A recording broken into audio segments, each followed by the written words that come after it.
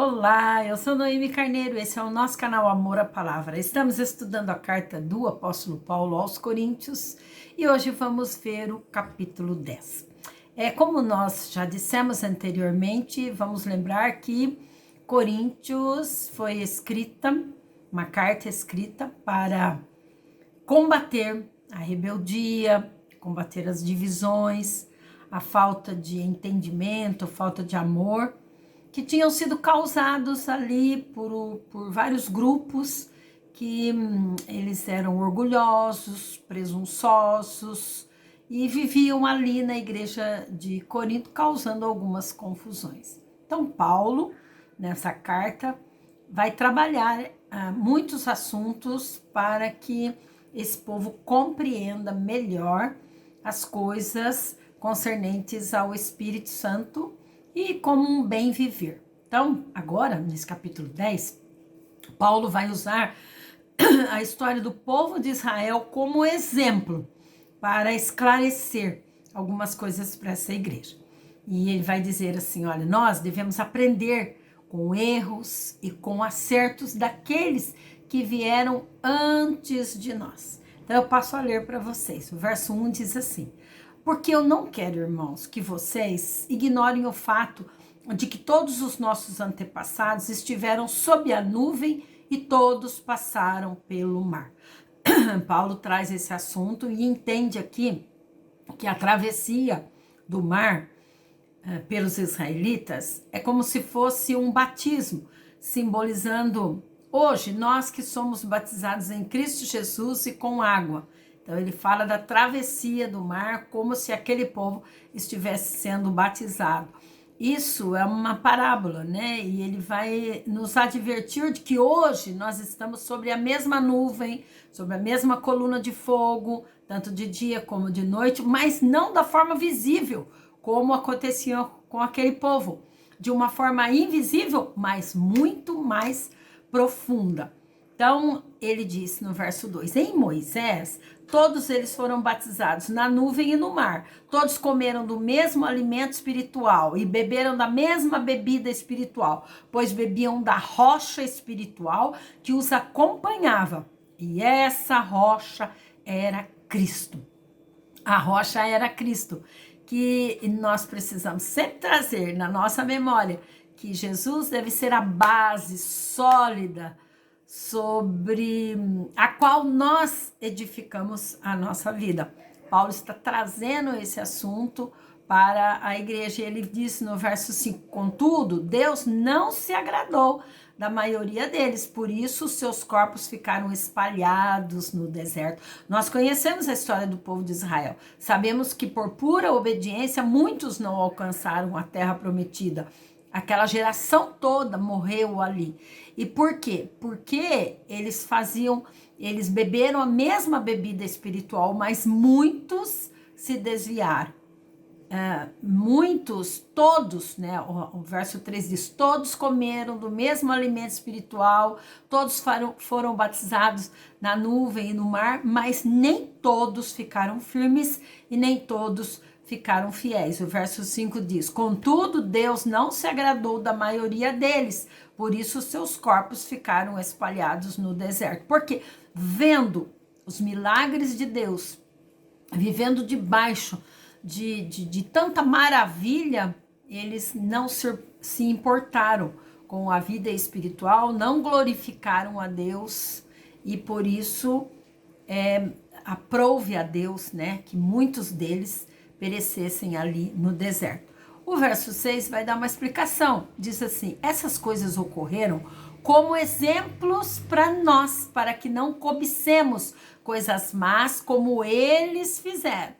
Então, ele usa esses exemplos como advertência. O verso 7, ele continua advertindo, diz, não sejam idólatras como eles foram, como alguns deles foram, conforme está escrito. O povo se assentou para comer e beber e levantou-se para se entregar à farra, glutonaria, divertimento fútil, né? Podemos chamar isso tudo de idolatria dos prazeres dessa carne. O verso 8 diz, não pratiquemos imoralidades, como alguns deles fizeram, e num só dia morreram 23 mil. Ele vai trazendo para a ideia presente ali, coisas do passado, que você vai buscar lá no Velho Testamento e você vai ver essas histórias aqui. Então, Paulo fala aqui sobre imoralidade, que é o que estava acontecendo naquela igreja, e está dizendo que essa imoralidade corrói, corrompe, né, o caráter da pessoa. Portanto, como aconteceu no passado com o povo de Israel, estava acontecendo no presente também, mas que eles precisavam rever essa prática.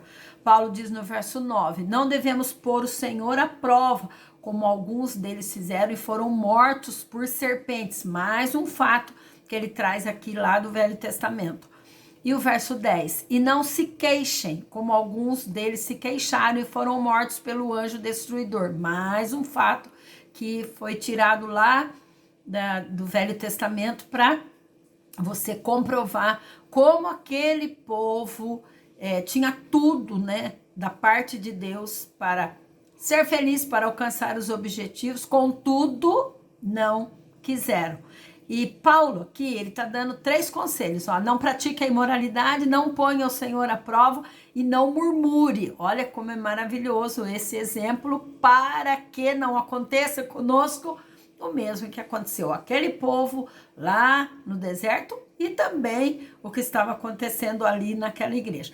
Essas coisas aconteceram a eles como exemplos, estou lendo o verso 11, e foram escritas como advertência para nós sobre quem tem chegado o fim dos tempos. Paulo aqui está exortando os coríntios que existe uma coisa muito séria pelo fato de nós conhecermos a Cristo, nós estarmos em Cristo, e toda a história de Israel, tudo que aconteceu como exemplo, nós podemos tirar, sintetizar todos esses acontecimentos e trazer lições para nós. Olha, ele faz se nós observarmos, tem uma lista aqui para ficarmos bem atentos. Olha, eles cobiçaram coisas más lá no povo de Israel, quando eles estavam naquele período, passando ali 40 anos no deserto, sendo provados por Deus. Eles cobiçaram coisas más, eles foram idólatras, mesmo vendo todos os milagres e livramentos de Deus. Eles assentaram-se para comer e beber e depois levantaram-se para se entregar à farra.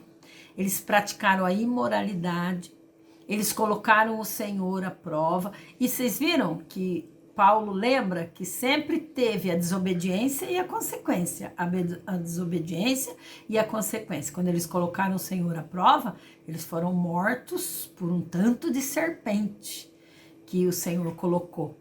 Então, eles queixaram-se e murmuraram desenfreadamente, aí foram mortos pelo anjo destruidor. Então, sempre os pecados vêm seguidos de severas consequências. E é isso que o Paulo está tentando ensinar para aquela igreja. Assim, aquele que julga está firme, cuide-se para que não caia. Quem pensa estar em pé, cuide para não cair. Falta de autoconhecimento é um engano terrível, um engano perigoso. Você precisa conhecer a sua vida, seus limites, conhecer a sua espiritualidade, checar a sua fé e tomar muito cuidado para que as coisas desse mundo atual não seduzam você, colocando você a ponto de que você tire os olhos do alvo maior. Nós sabemos que o nosso alvo maior é Jesus. E não é por acaso que o Espírito Santo chama a nossa atenção aqui no verso 12, para que aqueles que pensam que estão em pé, pensam que estão espiritualmente fortes, né? Fiquem alertas para que não caiam na tentação e se afastem de Jesus Cristo.